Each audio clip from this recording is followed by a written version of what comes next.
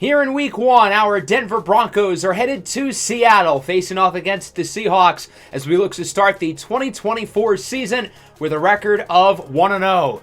Should be a fun matchup, but before we get started, we've got a few housekeeping things to talk about real quick. First and foremost, I really appreciate all the support with the last episode. You guys seem to really enjoy it and are as excited as I am for the start of this series.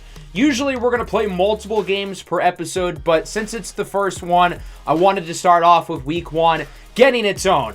Now we have to introduce the starting lineup, and of course we've got to figure out who won the position battle at the quarterback position.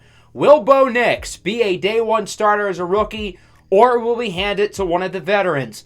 This was asked of us during one of our press conferences to officially announce our decision. And ultimately, the choice has been pretty clear since we became the head coach of this team. I think it makes the most sense to have Bo Nix start right away. I don't think sitting would help his development, unlike it has for other players like Patrick Mahomes. For one thing, Bo Nix is a guy with a lot of collegiate experience. He's played more college football games than anybody at the FBS level ever. So if anybody has the reps to be ready for the NFL, it's certainly him. And along with that, he's not necessarily raw physically. He is accurate, he is smart, and I think getting reps is the best way to help him develop here at the next level. Obviously, we're hoping this skill position group will be able to provide for him, including our top receiver, Courtland Sutton. We're going to focus on injury prevention with him. He's 28 years old, not getting any younger. He's already had some serious injuries in the past, and we're going to want him on the field considering we don't have a trusty target outside of him. Defensively, it's not going to be perfect, but we're heavily going to be leaning on our top corner, Patrick Surtain II, who obviously is the best player on this roster, 95 overall, superstar X Factor, defensive building block, and obviously this is a unit that really struggled last year. I mean, for Christ's sakes, we let up 70 points against the Dolphins. We're going to need these other guys to step up. I'm hoping for a breakout season out of Baron Browning, and maybe other young guys such as Jonah Ellis and Nick Bonito will be able to produce on that side of the ball as well. You also might be noticing that some of the overalls are different. For instance, Bo Nix has gone up 2 to 3 rating points since the last episode. Troy Franklin was a 71, now he's a 74, and there's a reason for that. Yesterday, I uploaded a video going over my official roster that I'll be using for the series, along with the XP sliders. I want to make progression and regression as realistic as possible, so basically I've made the young players across the league a little bit better, and I've set it to where they will progress faster, but they're also going to regress faster because the NFL is a young man's sport. And regularly, the stars in the league are only 24, 25, 26 years old. And I feel like in this game, it takes too long for players to develop, and then they turn into stars when they're in their 30s. So let's talk about where the concern and the strength of this team is. And as I mentioned, I'm most concerned about the defense. We only have one player there above an 80 overall. And as we look at the offense, I really don't want to put pressure on our rookie quarterback. So I think the run game is what I want to establish as the strength, particularly the offensive line. I think that's easily the brightest part of this roster. We've got some good linemen up front, and those guys are getting paid a lot of money, so they need to produce, and I'm confident that they will. I think setting a goal of 1,300 rushing yards is pretty fair. It's not just for Javonte Williams specifically, but the entire running back room and Bo Nix. I feel like that's pretty likely, around 75 rushing yards per game. As for the season goal, I really don't like this because I think setting a wins goal isn't necessarily fair. I recognize that this team isn't in Super Bowl position, but I want to see improvements from young players, whether that's winning 7 games or making the playoffs. I just want to see this team continue to get better and better. Last order of business is that we have to name team captains. We have 3 returning captains from last year with Courtland Sutton, Mike McGlinchey, and Riley Dixon. But now we've got to figure out the 3 new captains for our roster. With Justin Simmons and Kareem Jackson both gone, we're going to need 2 new captains on the defensive side of the ball. John Franklin Myers, one of our new additions, will be the first one. And if you remember in the last episode, we talked to him at practice about being a leader, and now he's becoming one of our captains. I think it's time for Patrick Surtain. He's been the best player on this team over the last couple of years, and I'm excited to see him step up as a leader. And then third and finally, you don't find rookies who are captains very often, but I think that speaks to Bo Nix's character, which we've seen at Auburn and then Oregon, and now here at the NFL level. He will be named a team captain, as a rookie. And with that, we can take a look at our Week 1 matchup against the Seattle Seahawks, who in terms of overall rating are a little bit better than us, and they've certainly got a talented squad, a team we are quite familiar with, having been in their division in our Madden franchise last year. Geno Smith leads the way at quarterback with a great skill position group led by Kenneth Walker, Tyler Lockett, DK Metcalf, Jackson Smith-Njigba, and even Noah Fant, the former Bronco, at tight end. Defensively, they're led by their secondary. Devin Witherspoon, I think, is one of the best defensive backs in the NFL, and we would be wise not to send the ball near him. Tariq Woolen and Julian Love are both very solid, but the question resides in the front. They're going to be counting on rookie Byron Murphy to have a big season, along with pass rushers such as Uchenna Nwosu and Boye Mafe to really outperform expectations. So with that, we'll get this show on the road, and I feel like it's so fitting that our Week 1 opponent to start not only the season, but the entire series as a whole is Seattle. For one thing, we almost picked the Seahawks as our team for franchise this year. The Seahawks were one of 3 finalists, and they finished in second place for the vote, only behind the Broncos. Along with that, the Russell Wilson era 2 years ago, the first game was against Seattle. Now the post-Russell Wilson era, the first game is also against Seattle. So season 1 of the Broncos franchise is underway.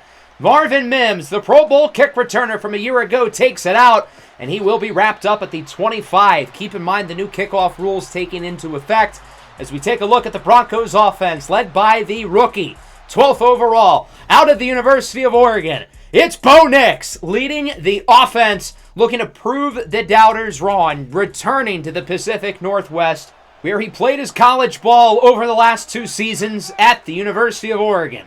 From the 25-yard line to start things off, Nix looks to throw it, gets it out quick, short pass caught by Sutton, who has Devin Witherspoon draped over him, but he does get 6.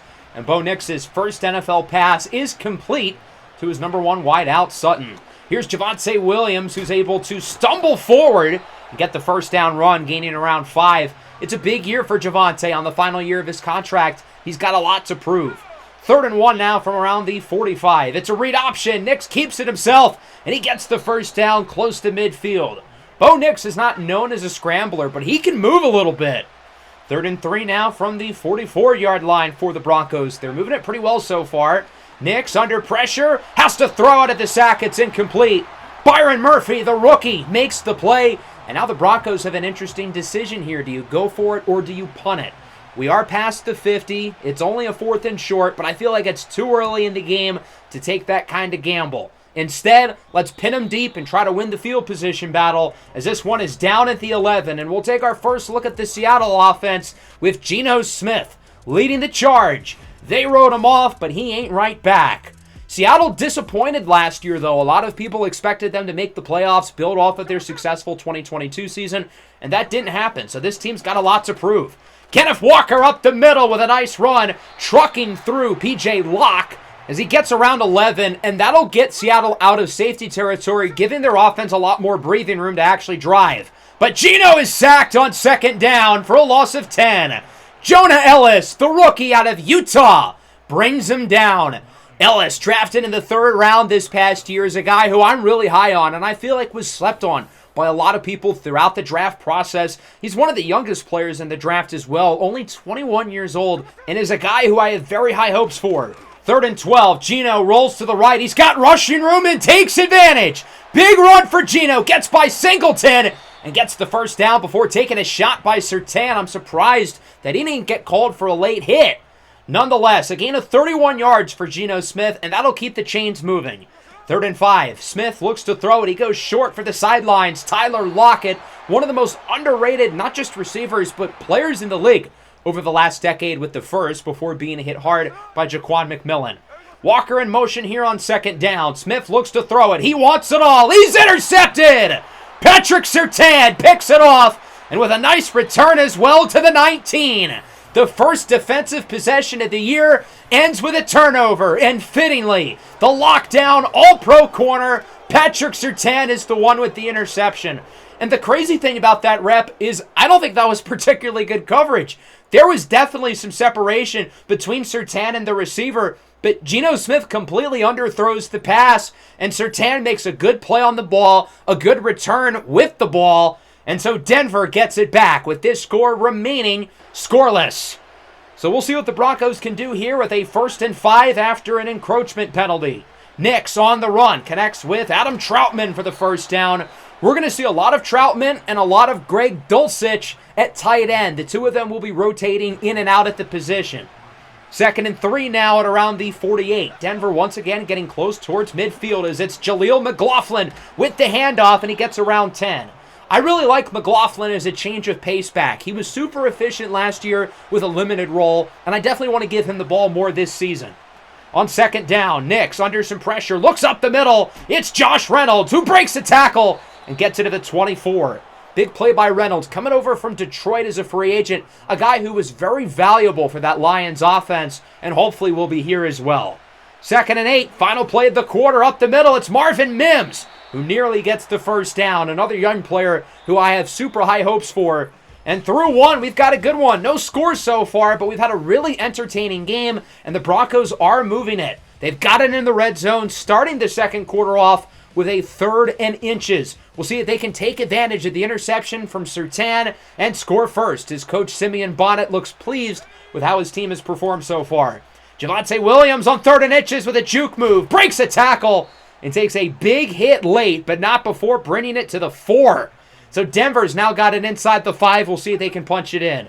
1st and goal. Nix looks to throw it under pressure, breaks off the sack, and rushes it in for a score. Bo Nix with the first Broncos touchdown of the year, and it's 7-0 Denver. Bo Nix, his first NFL touchdown comes on the ground, oddly enough. And as I talked about in the last episode, I feel like Nix is a read and rush quarterback. If his first read isn't open, he looks to run. And sometimes that can be a good thing, such as it was here. He found the open space and puts Denver ahead 7-0. Seattle back with it, 2nd and 5. Geno Smith takes his shot downfield for Metcalf. It's caught! DK to the house! A 70-yard touchdown, and we are immediately tied at 7. Well, that was quick. Geno Smith launches an absolute bullet down the field, and Metcalf hangs on as P.J. Locke is unable to keep pace with him, and DK ties it at 7. A quick 2-play drive for Seattle, and just like that, this game is right back to being tied. Denver returns with the ball, 1st and 10 at around the 28. Nix looks to throw it. He goes short for his Oregon teammate, Troy Franklin, who will get the first down. That's Franklin's first NFL reception. We're going to look to feature him in the offense at times, and I'm sure Bo will be looking his way quite often. 3rd and 5, now at the 44 with 7 to go in the half. Nix looks to throw it, and he will throw it away. There was nobody open, and the pocket was collapsing. Good decision there by Bo. Rather than taking the sack or forcing a bad pass to get rid of it, it sucks that the drive has to end, but that play could have gone a lot worse had he tried to play hero ball. Seattle back with it. Here's Geno Smith on the run. He goes deep again, this time for Lockett, who breaks a tackle from Locke and is wrapped up by Patrick Surtain at the 36-yard line. Seattle's looking for all these big plays. Geno Smith is consistently looking downfield, and Denver's got to be more prepared. They've got to have 3 or 4 guys back deep. Following play, Geno is incomplete. That's the type of coverage we need. Alex Singleton was in zone, and he wasn't technically supposed to go there, but he followed Geno's eyes. He knew he was looking for JSN, and he's able to track him down with the incompletion as Jonathan Cooper is there with the sack. We've got a flag, but it is a holding call. So we're going to decline the penalty, being that the sack from Cooper will make it a 4th down. That'll force a punt, and the offense gets it back. 3rd and 1 with under 5 to go in the quarter. It's a pitch for Javonte Williams. He gets the first down to around the 40-yard line. So far, so good for Javonte. He's been pretty efficient on the ground and has been overall quite productive. 2nd and 3 now from the 47-yard line. Nix will look to throw it under pressure. It's a screen for Javonte Williams, who jukes away from the defender, and he gets another first down. The Broncos are running things through Williams. It was reported that the running back spot was a position battle throughout training camp, but Javonte Smith right now looks like that guy as Jaleel McLaughlin loses a yard. Good play there by the Seattle defense. Byron Murphy and Uchenna Nwosu lead the pressure. 3rd and 9. Nix looks short. He's got Troutman, who is quickly wrapped up by Jerome Baker, who signed here from the Dolphins, replacing the previous inside linebacker Jordan Brooks, who ironically signed with the Dolphins. 4th and 5. Dixon on to punt it at the 41. Again, looking to win the field position battle, pinning them deep at the 6. What a punt by Riley Dixon. And Seattle gets it back here past the 2-minute warning, looking to take the lead going into halftime. And keep in mind, they do start with the ball going into the second half. So it's kind of the 2-for-1 right here as Tyler Lockett hangs on to that one for a first down. They're not looking to move overly fast, though. They're letting this clock burn as Kenneth Walker loses a yard on the screen. He's wrapped up by Singleton, and it's the Broncos calling a timeout. We're expecting them to run the ball on third down, and we want to get the ball back. Maybe 50 seconds and a timeout. We're hoping we can get a big drive from Bo Nix and the offense to take the lead. They will, in fact, run it here on 3rd and 11 as Kenneth Walker gets around 2. Coach Bonnet calls another timeout, and with that, Seattle will look to punt the ball away. So we'll get to see Bo Nix in his first 2-minute drill, but it's not even a 2-minute drill. It's a 51-second drill with only one timeout from the 29. Certainly not going to be easy, but let's see what Bo Nix can do. There's nowhere to hide now. He can't look short, and he can't go to the ground game. Nix on 2nd and 10, rolls out. He connects with Jaleel McLaughlin, who gets the first down to around the 40, but I think this one is going to be coming back. It's going to be a holding call against the offense on the veteran right tackle, Mike McGlinchey. So instead of the first down, it's now 2nd and long at the 19. After an incompletion, it's 3rd and 20, and at this point, I think we're just going to try to play it safe, run the ball, and Javonte Williams with a huge gain nearly gets the first down to around the 35 for a gain of 17. So Seattle calls the timeout, and that'll lead to a punt. Williams now over 50 rushing yards here in the first half. And so the Seahawks will look to potentially take the lead before half, but they don't have much time. Short pass caught by Metcalf, breaks a tackle, breaks another, and there goes DK! Down the field! Denver will not catch him! A 69, nice, yard touchdown for DK Metcalf, and Seattle takes the lead here at the end of the half as it's 14-7. It's all about the big plays for the Seahawks as DK has 4 defensive players surrounding him here, and none of them are able to bring him down. Pitiful tackling from the Broncos, and now they trail with not a lot of time here left in the first half, only around 12 seconds. As Nix goes deep for Troy Franklin, it's caught past the 50. Huge play for the offense, and it's not going to matter because it's coming back again. Holding this time on the other tackle, Garrett Bowles. So we get the big play from Franklin, the longest throw in terms of air yards from Bo Nix all day, and it's all for naught. We're just going to run the clock out. We're not looking for any funny business, as it's a gain of 2 for Javonte Williams, and that'll wrap things up here in the first half. 14-7, Seattle with the lead. I feel like you can make the argument that we've been the better team so far, but we've been undisciplined with some of these penalty calls on offense, and then defensively allowing these big plays. DK has 2 receptions for 139 yards and 2 touchdowns.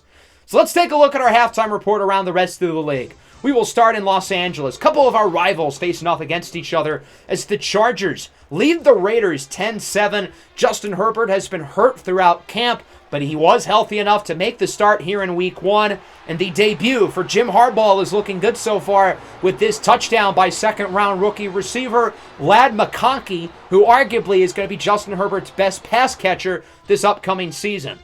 As for the Raiders, Gardner Minshew, of course, won the QB battle over Aiden O'Connell. And I also want to point out that the rushing and receiving stats, I'm pretty sure they're glitched. So just roll with it. In Cleveland, America's Game of the Week has been anything but an onslaught up to this point as the Cowboys lead it 28-3 late in the first half. The Cowboys are looking to prove people wrong after a quiet offseason, to put it nicely, and some contract woes with Dak Prescott, CeeDee Lamb, and Micah Parsons. The Cowboys have more to prove than maybe any team in the NFL right now, and so far they're showing a lot. Deshaun Watson, meanwhile, has thrown 2 interceptions. Couldn't have happened to a better guy, am I right? And then on the Thursday night game in Kansas City, the champs dethroned by the Baltimore Ravens 27-24 with a huge game on the ground for the new addition, Derrick Henry, who runs for over 100 yards and scores twice. The King has entered his castle as the Ravens start this season with a record of 1-0. The Chiefs lost their opening game last year to Detroit, so I don't think there's any reason to worry if you're a Chiefs fan, considering they rebounded and won the Super Bowl. But a big win for Baltimore, getting revenge from the AFC Championship a year ago. That'll bring us into the second half here in Seattle in what's been a really competitive game so far. but I feel like a lot of the little things aren't going our way. With missing tackles and penalties up front on the offensive line, I feel like we've been the more consistent team throughout the game, but we are letting these issues plague us. Offensively, I think we want to unlock Bo Nix a little bit. He's been efficient so far, 11 for 17, around 90 yards through the air, but we want to get him throwing the ball down the field more, just as we saw at the end of the first half with that big pass to Troy Franklin that, of course, was called back. Defensively, we've got to stop the big plays. Seattle has not had a good drive yet. They just have 2 long touchdowns. To start the third, it's a direct snap for Kenneth Walker on 3rd and 1, and the Broncos see it coming from a mile away. But there is a flag. Luckily, it will be on the offense, and we're going to decline the penalty, and that'll lead to a punt. Cody Barton was in the backfield with the initial hit, and Zach Allen finished him off. So the offense returns. This is a big drive here. The defense is able to get a stop. The offense can now tie the game. We've ran the ball well, but again, I want to see Bo Nix looking downfield more as a vertical passer. 2nd and 4 from around the 44-yard line. Nix will look to throw it. Has time. He goes short. It's caught by Marvin Mims with a big play after the catch, and that'll go for a first down to the 34. Mims is a weapon with the ball in his hands. As I mentioned at the beginning of the episode, Pro Bowl kick returner last year, and I'm excited to get him more opportunities with the ball as a receiving threat. From the 34, it's Jaleel McLaughlin, the second-year pro from Youngstown State, with a big first down run to the 22. Denver already is very close to the red zone. This is their opportunity to potentially tie the game up. 2nd and 4 now. Nix looks to throw it. Going for the end zone. It's caught for a touchdown! Cortland Sutton ties it at 14. Fittingly, it's number 14 who makes the play. Something I preach for receivers, particularly bigger ones like Sutton, is body control. His ability to flip his hips on a dime, as he does here, to face the football and make the play is really impressive. As for Bo Nix, I love seeing him look downfield. That's his first of hopefully many NFL passing touchdowns. Seattle has it back here with a tie game. 3rd and 1. Walker is short again. It's Nick Bonito and Alex Singleton who bring him down. Great start defensively here in the second half. Seattle has not been able to run the ball yet here in the third quarter, and that'll lead to another punt. Denver gets it back now with the chance to take the lead, but they're backed up at the 7 after a penalty. 3rd and 14. Screen for Mims, makes a big play, bringing it to the 18 for a gain of 11, but that will not be enough for a first down as Tyrell Dodson brings him down, and that'll lead to a punt.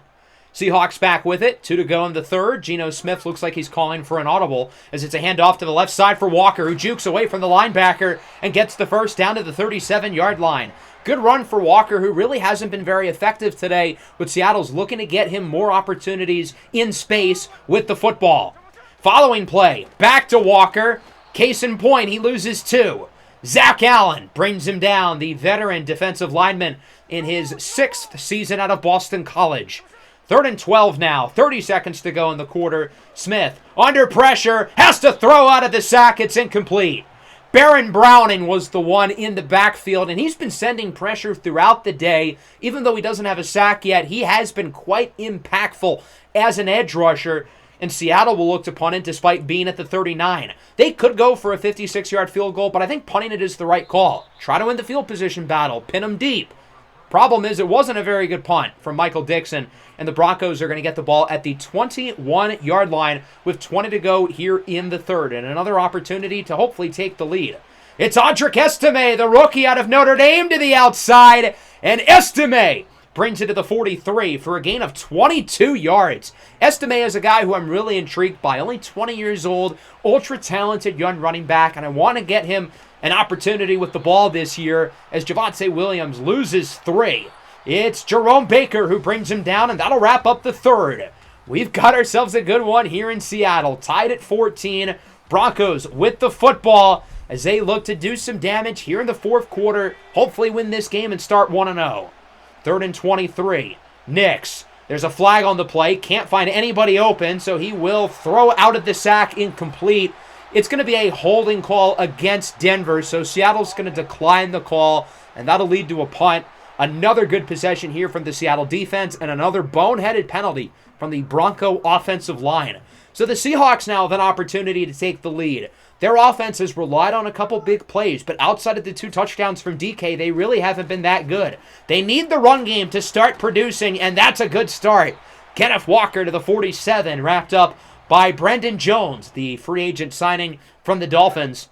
3rd and 4 now at the opposing 47. Smith, up the middle, he's intercepted! The former Seahawk, Cody Barton, with the interception, and the Broncos will get it back on offense. Second turnover of the day for the defense, as Smith does not put enough loft into that pass, and Barton makes a great play, high-pointing the football to make the grab.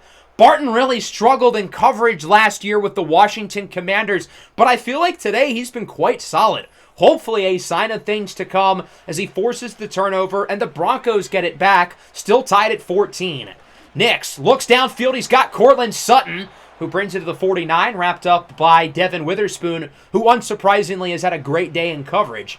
Again, Nix looking downfield. I love that he's trusting Sutton in particular.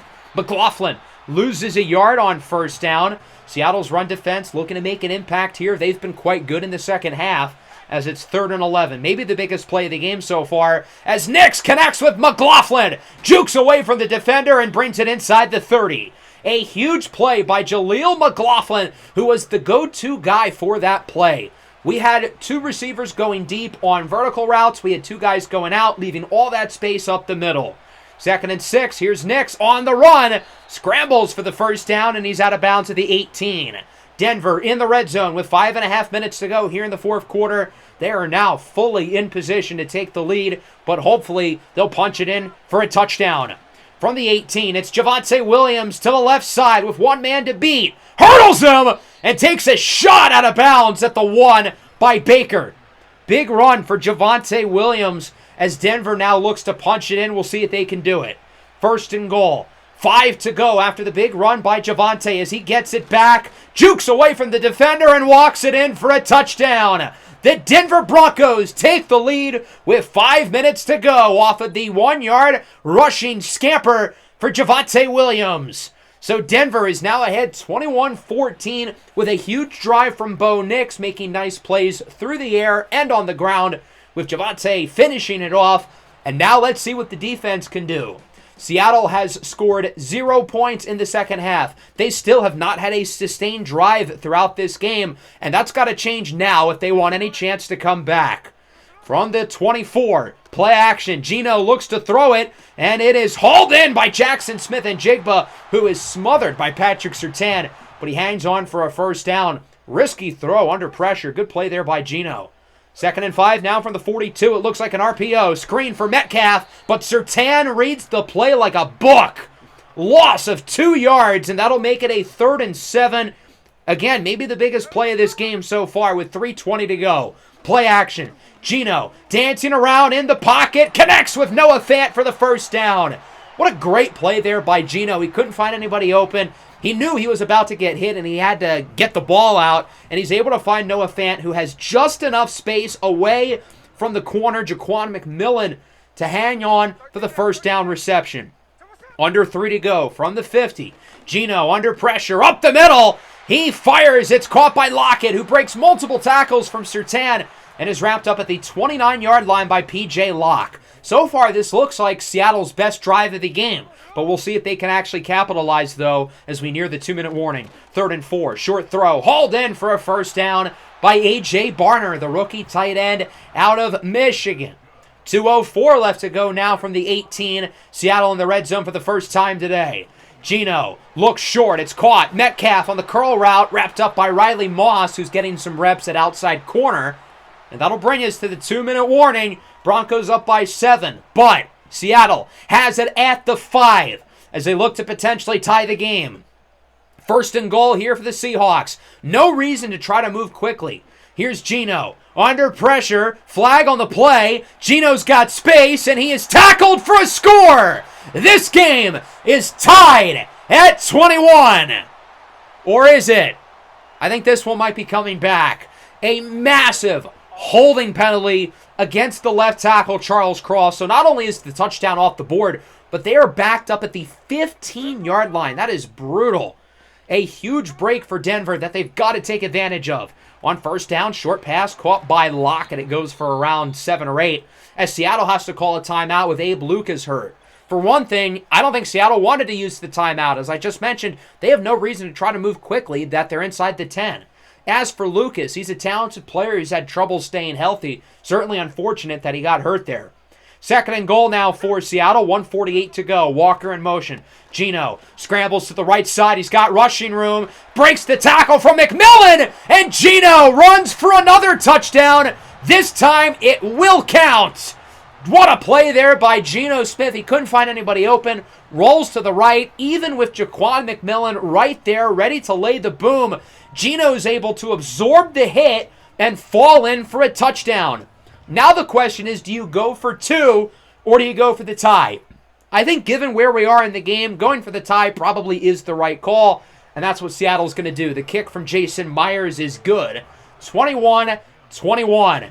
And now the offense returns with 1 minute and 29 seconds to go with all 3 timeouts. Let's see if Bo Nix, the rookie, can lead the Broncos down the field for the win. On first and 10, Nix under pressure has to get it out, and it's caught by Mims for a gain of 7. Good job there by Nix to get that one out. Jaleel McLaughlin with a first and more. He brings it near the 50 to the 48. I don't think Seattle saw that one coming at all. The RPO completely fools them. Denver goes no huddle, not wanting to use their timeouts yet, as on second and 10. Nix looking short. It's caught by Greg Dulcich, and he is out of bounds for a gain of 4. That'll make it a 3rd and 6 now for the Broncos. They're not in field goal range yet, so they've got to get this first down. Nix looks to throw it. Looking downfield, it's broken up by Witherspoon.